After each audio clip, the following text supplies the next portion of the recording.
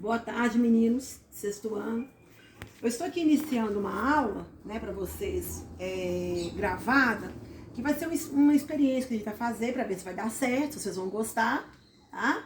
Se der tudo certo, se vocês gostarem, eu vou continuar toda semana enviando a aula referente à semana, né, do PET, para que a gente possa estar tirando dúvidas, eu possa estar explicando a vocês melhor a matéria do PET.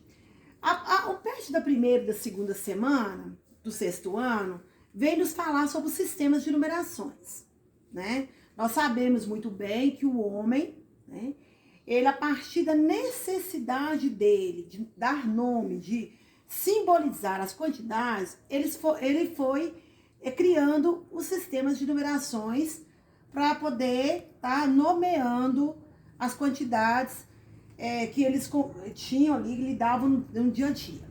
São vários os sistemas de numeração, né? Lá na própria aula lá, falou sobre o sistema de numeração egípcio, maia, babilônio, né?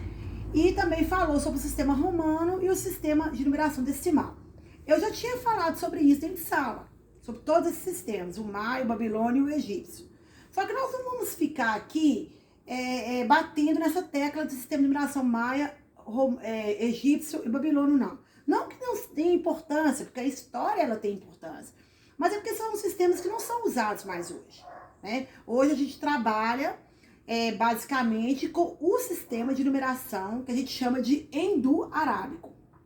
Antes de surgir o sistema de numeração hindu-arábico, teve o sistema de numeração romano, que também foi um sistema de numeração muito usado, mas que hoje ele é pouco usado, né? Onde que se usa o sistema de numeração romano hoje?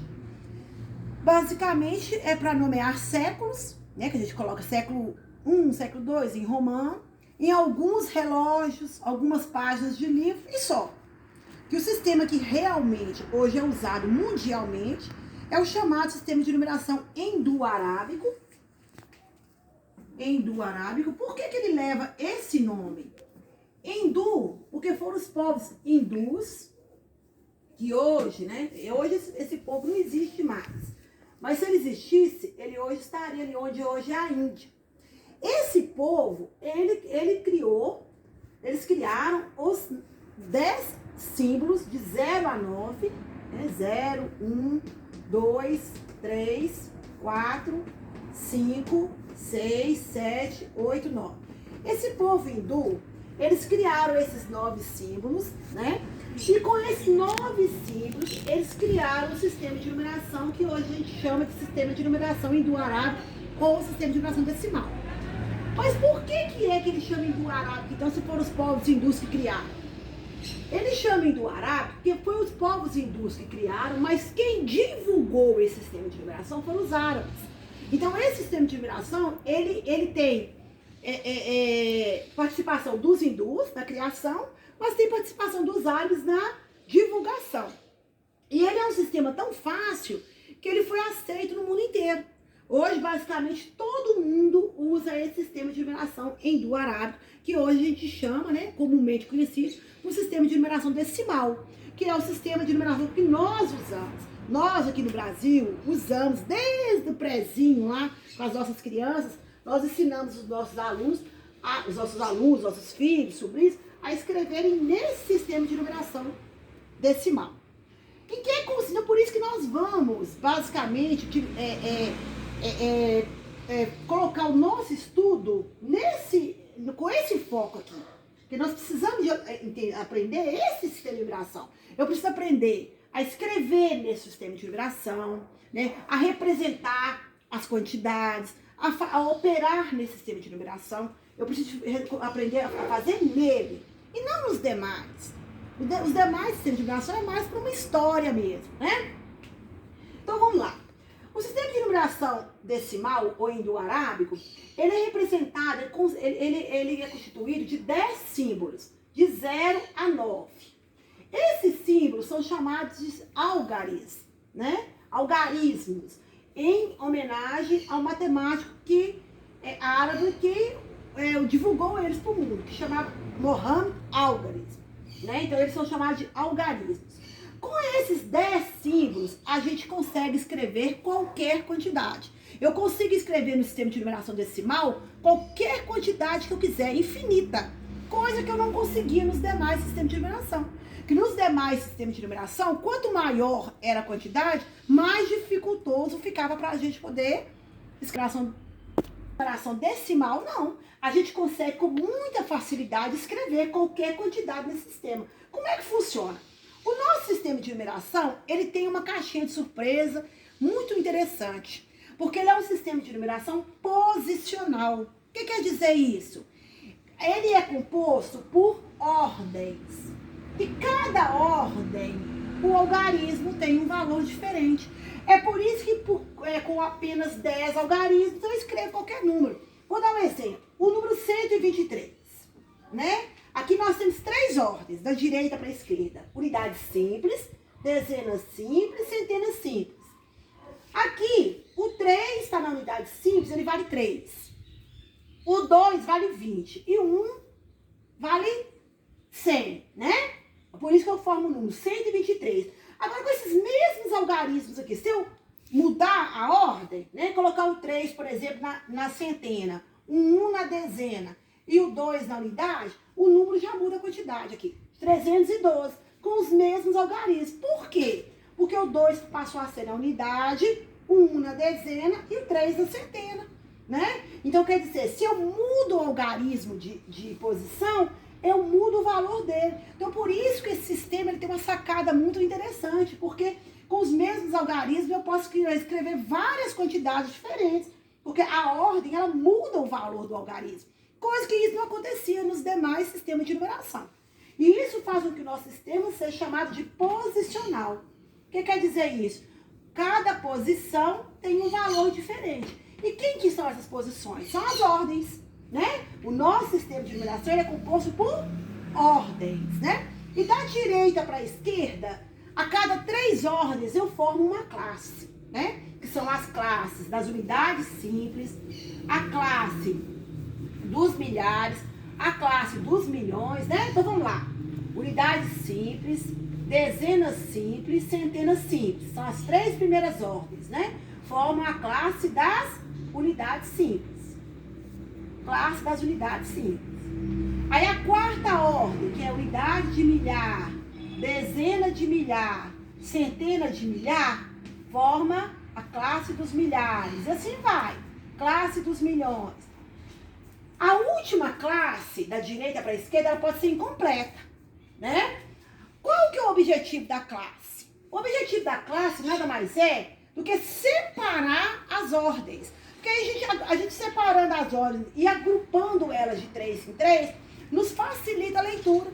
Tanto é que a gente sempre coloca um pontinho, né? Igual, por exemplo, um número, por exemplo, 1.287.350, por exemplo. Se eu não coloco o pontinho aqui para separar uma classe da outra, eu vou ter mais dificuldade na leitura. Então, a partir do momento que eu separo as minhas ordens, eu separo aqui, agrupando em classe, eu consigo ter uma visualização mais ampla, né, do numeral e fica mais fácil para eu fazer a leitura. Né, igual 1.287.350. Uma quantidade igual essa aqui, num outro sistema de numeração, seria muito difícil de representar.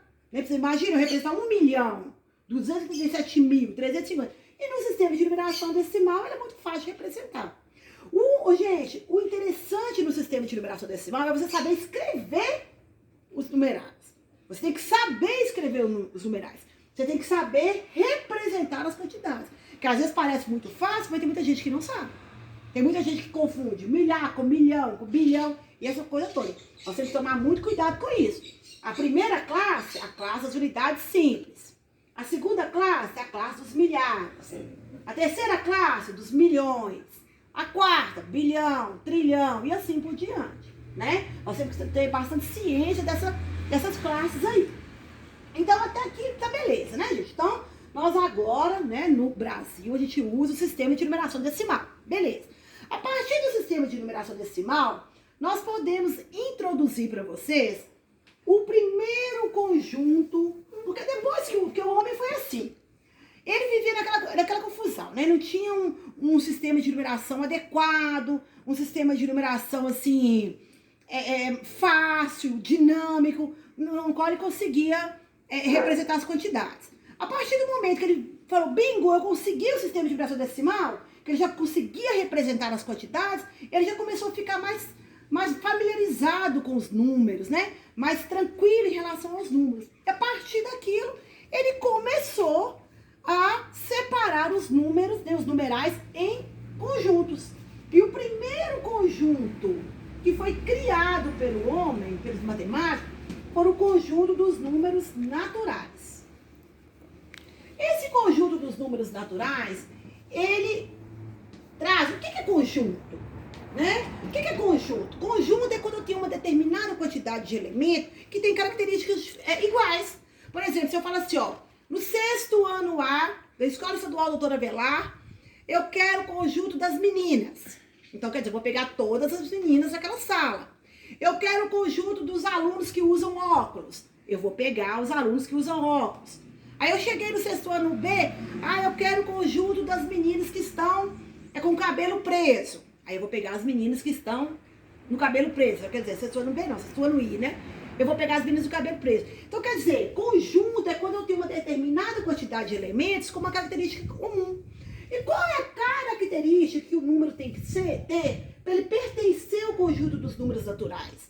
Ele tem que ser um número inteiro. O que é um número inteiro? Um número que não é partido, né? Um número que é representado para quantidades que não são partidas. Ele tem que ser um número inteiro e ele tem que ser um número positivo. Qual é o primeiro número inteiro positivo? A gente considera como 1.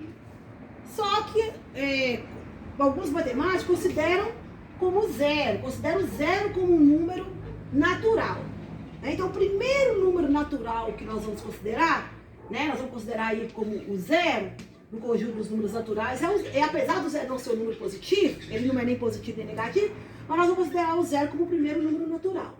E a partir do 0, aí nós vamos lá, 1, 2, 3, 4, 5 e assim por diante. Né? O conjunto dos números naturais, ele é um conjunto infinito para a direita. Ele começa com 0, mas ele é infinito para a direita. Né? Ele é representado pela letra N maiúscula, que vem de natural. Tá? Nós vamos aprender ao longo dos nossos estudos aí, ao longo da semana, as operações fundamentais com os números naturais, que é adição, subtração, multiplicação, divisão. Nós vamos aprender. Nossa próxima aula vai ser de adição, tá? Mas eu queria, antes de encerrar, falar um pouquinho aqui sobre algumas peculiaridades dos números naturais. Primeiro, dentro do conjunto dos números naturais, nós temos alguns subconjuntos. Por exemplo, nós temos um conjunto que a gente chama de conjunto dos números pares. O que são números pares? São aqueles números terminados em 0, 2, 4, 6 e 8. Esse conjunto dos números pares, que termina em 0, 2, 4, 6 e 8, né, e vai 0, 2, 4, 6, 8, 10, 12, 14, 16, é um conjunto também infinito, ele está dentro do conjunto dos números naturais. Então, ele é um subconjunto do conjunto dos números naturais. Tá? O conjunto dos números ímpares, também é a mesma coisa. O conjunto dos números primos, que nós vamos aprender ao longo do ano de 2020 aí. O conjunto dos números quadrados perfeitos. Então, nós temos vários conjuntos que estão aqui dentro do conjunto dos números naturais que nós vamos aprendendo ao longo aí do nosso ano letivo. Outra coisa, todo número natural possui um sucessor. O que é sucessor? Sucessor é um número que vem logo após aquele número e é maior que ele. Então, o sucessor de 0 é 1, o sucessor de 1 é 2, o sucessor de 2 é 3 e assim por diante. Todo número natural também tem um antecessor. O único número natural que não tem um antecessor natural é o 0. O 0 ele tem um antecessor que é o menos 1. Só que o menos 1 não pertence ao conjunto dos números naturais. O menos 1 já é um número negativo. Então ele não entra aqui nesse conjunto. Então o 0 ele é o único número natural que não tem antecessor natural. Outro nome também que a gente vai trabalhar muito na matemática aí, é esse nome aqui, consecutivo. O que quer dizer um número consecutivo? Número consecutivo é que tem uma sequência, que vem um depois do outro. Mas então é o sucessor? Não. Porque consecutivo pode ser 2, pode ser 3, por exemplo. 1, 2, 3, 4. São números consecutivos? São. 1, 2, 3. São números consecutivos? São. Agora, 0, 3, 5. Já não são, porque pulou. Então, número consecutivo é quando eu tenho uma sequência de números que estão um depois do outro sem pular, né? Mas para ter uma sequência, eu tenho que ter no mínimo 2 números. A sequência tem que ter no mínimo 2 números. Menos que isso, não tem jeito. Então, o número consecutivo é isso, quando vem um depois do outro, tá? Então, por exemplo, 0, 1, 2, 3, são números consecutivos. Agora, 0, 2, 5, não são números consecutivos. Então, esse nome aqui é um nome que nós vamos trabalhar muito aí na matemática aí, tá? Que é esse nome aqui. Então, para encerrar aqui, então, nós vimos aqui que o conjunto dos números naturais é composto pelos números inteiros positivos, representados pela letra N. Dentro desse conjunto, nós temos vários subconjuntos, né? Que são conjuntos menores, que estão dentro daquele conjunto maior. E nós temos algumas nomenclaturas que nós vamos trabalhar também, que é antecessor, sucessor, par, ímpar, consecutivo, que a gente vai trabalhar aqui, tá bom? Na próxima aula, nós vamos dar uma pincelada aí nas 4 operações fundamentais, que você já estuda desde do segundo, terceiro aninho. Mas nós vamos dar uma reforçada aqui, que é adição, subtração, multiplicação e divisão. De qual tipo de número? Dos números naturais. Nós vamos trabalhar, por enquanto, apenas com os números naturais. E nós só tivemos condições de chegar ao conjunto dos números naturais porque os matemáticos criaram, né, os povos hindus e árabes, criaram um sistema de numeração decimal que nos permitiu escrever essas quantidades aí maravilhosas que a gente escreve. Hoje a gente acha muito fácil, né? Escrever é muito fácil. Escrever números, escrever quantidade, representar quantidade. Uma criancinha pequena já sabia representar quantidade, mas não era assim. O homem demorou muito até chegar num sistema de numeração ideal que desse para representar as quantidades sem muito esforço, né? Eu não sei, foi uma menina aí que me mandou mensagem me perguntando, sabe como é que escreve o número 78 milhões em Babilônia? Eu quase que tirei meus cabelos da cabeça. É muito difícil. Você escreveu o número 78 milhões em Babilônia. Você vai escrever o número 78 milhões em do arábico, né? Olha que maravilha. 78 milhões. Aqui. E aí? Uma coisa mais fácil que isso? Gastei 3 algarismos, né? Olha que coisa fácil. Então, dentro do sistema de numeração decimal, é muito mais fácil a gente trabalhar. Tá bom? Agora, para encerrar essa aula de hoje, que eu não vou deixar minhas aulas muito cansativas, senão fica muito grande, né? Semana que vem eu vou mandar outra. Eu quero pedir a vocês, primeiro, que assistam a aula com muito carinho, né?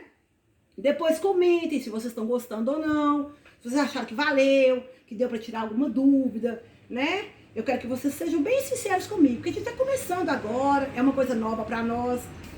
Nada disso substitui a nossa relação da gente junto ali, né? Dentro de sala de aula, rezando junto, conversando, tirando dúvida, né? E até mesmo a gente ali interagindo um com o outro. Então nada disso substitui. Mas é uma maneira que eu tô tentando arrumar para poder ajudar vocês a aprender um pouco mais, tá? Então eu quero que vocês realmente sejam sinceros comigo, o que eu tenho que melhorar, o que eu não tenho, né? Agora, no mais, eu quero desejar a vocês bons estudos nesse período, né? Torcendo para que a gente volte logo, que estejamos juntos logo, né? Mas que nesse período que a gente não está junto, que a gente possa usar como um aprendizado, né? Como a gente aprender mais, a gente poder transpor as nossas barreiras, nossos limites. Eu morro de vergonha de gravar. Sou péssima para foto, odeio tirar foto. Mas assim, tô tentando, tô me esforçando. E isso que é importante, a gente se renovar, a gente tentar mudar. E mostrar pra vocês, falar pra vocês que eu tô morrendo de saudade, tá? E isso é bom pra gente aprender até a dar mais valor àquilo que a gente tem. Às vezes a gente tem tanta coisa, e Deus é tão bom pra gente, que a gente às vezes nem percebe o quanto que a gente é abençoado, tá? Um beijo, amo vocês.